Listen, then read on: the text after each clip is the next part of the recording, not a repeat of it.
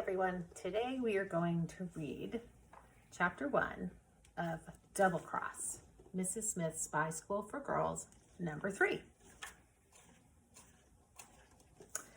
Chapter 1, Saving the World is No Excuse. If you want to be a spy and possibly save the world, you have to practice. Take advantage of every opportunity to improve your skills. Me and my best friends, Charlotte and Izumi, are serious about spying, which is why we've spent the last month of summer on the Smith School for Children campus perfecting a karate move we call Deadhead the Rose, where we roundhouse kick the withered flowers from their stems to make way for new blooms. As a gardening technique, it is much faster than pruning shears, and we've gotten pretty good. I can deadhead an entire rose bush in under a minute.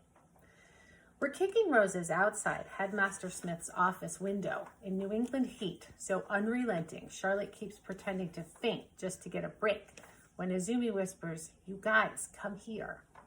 We peel off our gardening gloves and squeeze in tight next to Izumi under the window, which is wide open in hopes of catching a passing breeze. The air is a thick, humid blanket we cannot throw off. Staying low, we peer over the window ledge. Inside, Mrs. Smith alternately studies a piece of paper and fans herself with it. These original Smith School buildings have no air conditioning. Global warming is now in a race with tradition to see who breaks first. Mrs. Smith wears a headset and her resting expression, which is total annoyance. "It's not without precedent," she says into the headset. "I started with the spy school well before 16, as did others. If I want to let this girl in early, I'll do it. She could be our next Veronica Brooks. She has a brilliant mind. We don't want to lose students who are truly exceptional." Everyone knows Veronica Brooks is the gold standard in spying, but who is the other girl Mrs. Smith is talking about? There's a pause in the conversation. Izumi elbows me, eyes wide. "I'm not asking you," Mrs. Smith continues. "I'm informing you as a courtesy. Now, you have a lovely day." She tosses the headset on her desk in a way that leaves the "lovely day" sentiment in doubt. We crawl away from the window on our hands and knees to a safe distance and all begin talking at once. "Is it us?" I whisper. "Me? Is she finally going to let me into the spy school?" Before this gets really confusing, an explanation. The Smith School for Children is exactly as it sounds, a preppy paradise of red brick buildings, climbing ivy, and students in uncomfortable uniforms. We have a Latin school motto, which loosely translates to "Don't be a jerk," and a coat of arms featuring a roaring lion. Not kidding. Our hallways are lined with portraits of former headmasters, none of whom look like they can take a joke. But get closer, go deeper, look underneath the school. And I don't mean that metaphorically. Below the buildings in the old tunnels and passageways, the center hides the spy school, a secret training facility for teenage girl spies, kids who are innocent looking on the outside, but sharp on the inside. These are the girls getting done what the adults cannot, because, after all, who suspects a kid? Unless we are noisy or badly behaved, we are invisible. We can move through the world without warranting so much as a second glance. By the time you realize the center spies have come for you, it's too late. Mrs. Smith was a founding member of the spy school, as was my mother, Jennifer Hunter. Yes, my mother was a spy.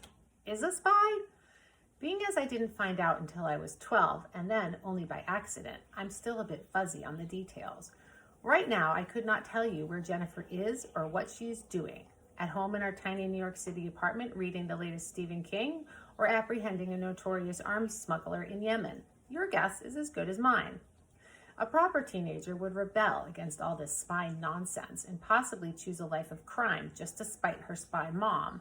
But I'm not ordinary. I want in on the spy gig. Badly. Alas, spying is only for those 16 and older, which means too bad for me, despite having saved the world twice on behalf of the center. But this new evidence suggests that Mrs. Smith might have changed her mind about the age limit. "We need to get in that office," says Charlotte, as in right now. Izumi puts her hand on Charlotte's shoulder. "Is this a good idea?" she asks. "I mean, the whole reason we're here working the grounds during vacation is because we're being punished, remember? Oh, right, true. A few months ago, a disgruntled ex-Smith School student named Zachary Hazard tried to take over the world.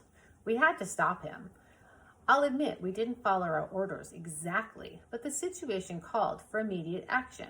Who knew that saving civilization as we know it was not a good enough excuse for breaking the rules? How could I forget? Charlotte replies. But you don't care, Izumi says flatly. She cares a lot, I say. Charlotte grins. I do. So much about who Mrs. Smith was talking about.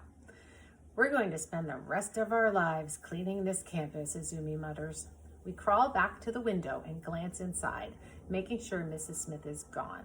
Boost me up, I whisper. Izumi and Charlotte give me a shove over the window ledge. I fall headfirst into Mrs. Smith's office and freeze. What if she comes back? I can't very well say I'm pruning her desk fern. Quickly, I swipe the paper and throw myself back out the window. I have a lot of experience throwing myself from windows, so this is no big deal. The mound of decapitated rose heads cushions my landing. Got it. We dash to the gazebo next to the Kavanaugh family meditative pond and fountain. It has shade, and if we sit in the corner, we get a little bit of spray from the fountain. Desperate times. Sweat drips from my forehead, making damp splotches on the paper. What does it say? Charlotte asks, wedging in for a better view. I stink like mulch, and yet she manages to smell like rose petals. How does she do that? Izumi lies flat on the gazebo brick floor, blowing her straight dark bangs out of her eyes. The girl on the paper is not me, or any of us. That's bad. What makes it infinitely worse is whose name is on the paper. Poppy Parsons.